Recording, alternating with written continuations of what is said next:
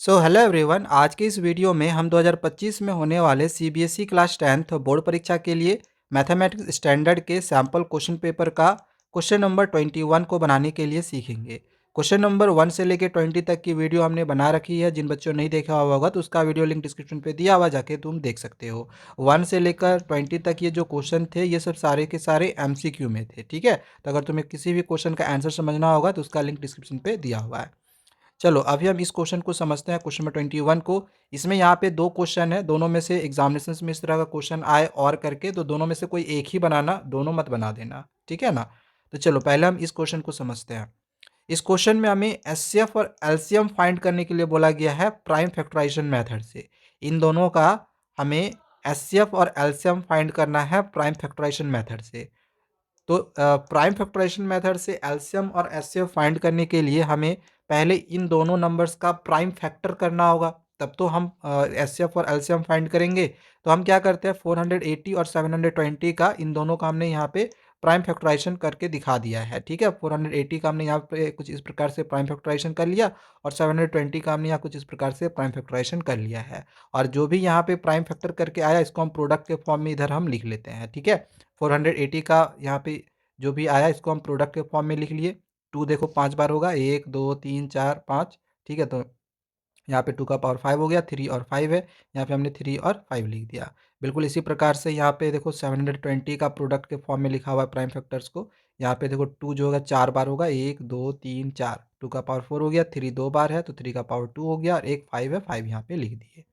अब इन दोनों का हमें एचसीएफ और एलसीएम फाइंड करना है। तो एचसीएफ फाइंड करने के लिए हम देखेंगे कि देखो यहाँ पे 2 का पावर 5 है, 2 का पावर 4 है, तो इसमें से जो छोटा पावर होगा वही लेना है। इसे 2 का पावर 4 इससे छोटा है ना, तो इस पावर को लेना है एचसीएफ में, ठीक है।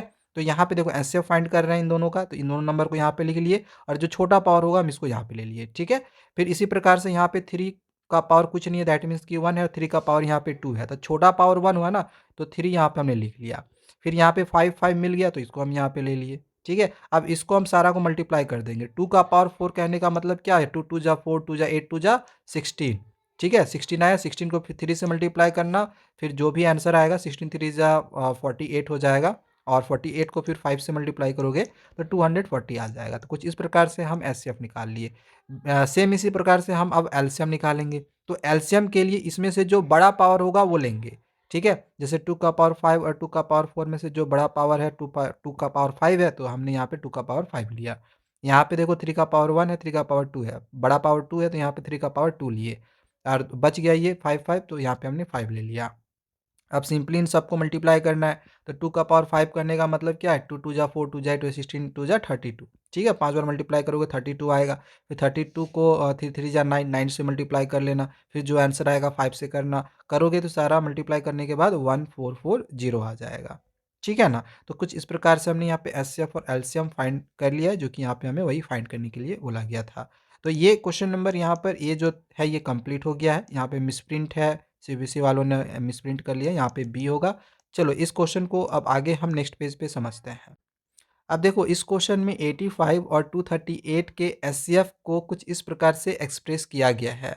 तो तुम्हें क्या करना होगा, पहले इन दोनों का एचसीएफ निकालना होगा, और एचसीएफ को इस फॉर्म में भी तो एक्सप्रेस किया गया है ना, मतलब कि दोनों इक्वल होगा, दोनों को इक्वल कर देना है, सॉल्व करना है, सॉल्व करके एम की वैल्यू निकाल लेनी है, क्योंकि यहाँ पे हमें वही एम की वैल्यू फाइंड करने के लिए बोला गया है। तो पहला काम है इन दोनों का एचसीएफ निकालना। अब एचसीएफ निकालने के लिए फिर से इन दोनों का फैक्टर करना होगा। तो यहाँ पे हम 85 का फैक्टर कर लिए, और इधर फिर हम 238 का फैक्टर कर लिया। अब जो भी फैक्टर करके आया इसको हम यहाँ पे प्रोडक्ट के फॉर्म में लिख लेते हैं। 85 का 5 मल्टीप्लाई 17 हो गया, और 238 का 2 7 और यहाँ पे 17 हो गया, ठीक है।